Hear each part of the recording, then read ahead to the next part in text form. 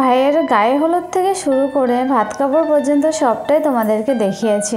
শুধুমাত্র video post করা হয়নি বউ ভাতের দিন। আসল কথা কি বলো তো, বউ ভাতের দিন না খুব একটা ভিডিও আমি করতে পারিনি। তার কারণ বাড়ির মেয়ে হওয়ার কারণে অনেক আত্মীয় স্বজন আসছে, তাদের সাথে দেখা করতে হচ্ছে এবং তাদের সাথে দেখা করতে গিয়ে যদি ক্যামেরাটা হাতে নিই কেমন একটা লাগে না, অনেক দিন পর সবার সাথে দেখা, আর তার মধ্যে থেকেও যদি আমি তাদের ভিডিওটা বানাই কেমন একটা লাগে। যদিও চেয়েছিলাম যে আমার ভিডিওতে সবাই আত্মীয় স্বজন সবাই থাক, কিন্তু সেটা না হয়ে ওঠেনি। কারণ আমার যেতে যেতে প্রায় 10:30 বেজে যায়।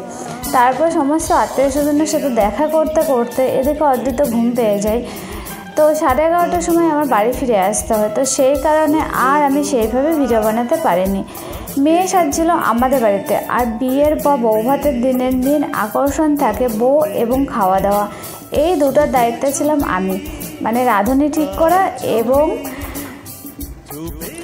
আর বউ সাজানোটা বিশেষ করে আমি আমার পাশের গ্রাম জয়ঘাটা থেকেই রাসমণিকে বলেছিলাম সাজিয়ে দিতে। তো একটু টেনশনে ছিলাম, যেহেতু আমাদের পাশেই বাড়ি আর গ্রামের বাড়ি, তো জানি না কেমন সাজাবে, তাই নিয়ে একটু টেনশনে ছিলাম। খাওয়া দাওয়ার ব্যাপারটা নিয়েও টেনশনে ছিলাম, যেহেতু দুটো মেন জিনিসের দায়িত্বে ছিলাম আমি, তো সেই কারণেই একটু টেনশন হচ্ছিল আমার। তো যাই হোক, যখন সাজানোটা হয়েছিল তখন কিন্তু সবার খুবই পছন্দ হয়েছিল। বারবার আমাকে সবাই জিজ্ঞাসা করছিল যে কে সাজিয়েছে, কোথায় বাড়ি। তো আমি সবাইকে বলেছিলাম যে আমাদের জয়ঘাটাতেই বাড়ি, রাসমণি নাম, তো ও সাজিয়েছে। তো সবাই ওকে কেউ ওকে চেনে, যারা চেনে তারা বলে যে না খুব সুন্দর হয়েছে সাজানোটা। তো এরপরে যদি কোনো কাজ করি বা আমার যদি বিয়ে হয় বা পাশের যদি বিয়ে হয় তাহলে আমি ওকেই বলবো সাজাতে।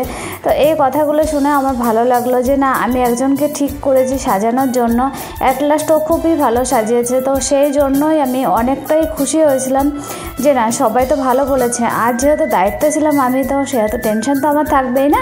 আর ও যদি খারাপ সাজাতো তাহলে তো সেই টেনশনটাও আমার থাকতো না, যে বলতো যে সবাই তুই কাকে বলেছিস একটুও ভালো হয়নি সাজানো। তো দেখো কত সুন্দরভাবে সাজিয়েছে। সব থেকে মেন বিষয় কী বলো তো, যাকে সাজিয়েছে না সেও ভীষণ খুশি যে না আমাকে সুন্দর লাগছে, আর আসলেই ও সুন্দর দেখতে। তো দেখো এইখানে কিন্তু অর্ধেক একটা সিন আছে, যেখানে অর্ধেক গিয়েছিল। আমি ভাবলাম যে বউ ভাতের দিন অর্ধেক এসছে, আর একটা ছবি বা একটা ভিডিও নেবো না, কী করে হয় বলো।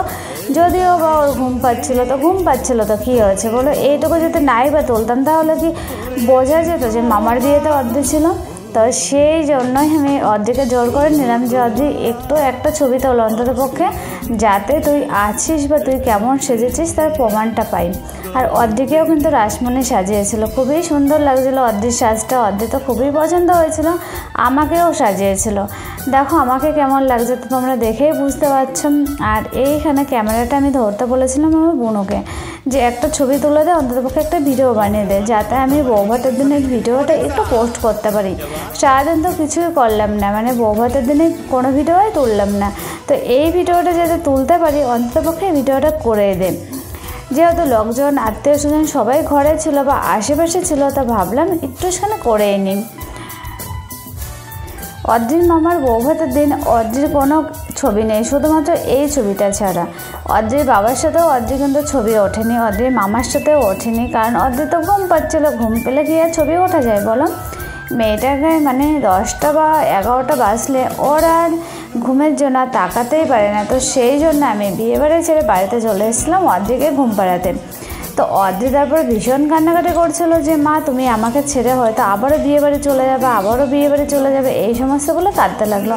তো যাই হোক, এইখানে দেখো বৌদি আছে, আমার বোনও আছে, দিদিরা আছে। তো সবাইকে ভেবেছিলাম যে ক্যামেরাতে নেব, কিন্তু সময়ের অভাবে আর কারোর সাথে সেইভাবে হয়ে ওঠা হয়নি। তো এই দেখতে পাচ্ছি বউ কত সুন্দরভাবে লাগছে না, বেশ ভালো হয়েছে সাজানোটা বলো। আর এইখানে আমার বোনও আছে, আমার দিদি আছে, বৌদি আছে, সবাই আমরা বসে আড্ডা মারছিলাম। অর্ধেক তখন ফুচকা খাচ্ছিল, হয়তো হবে।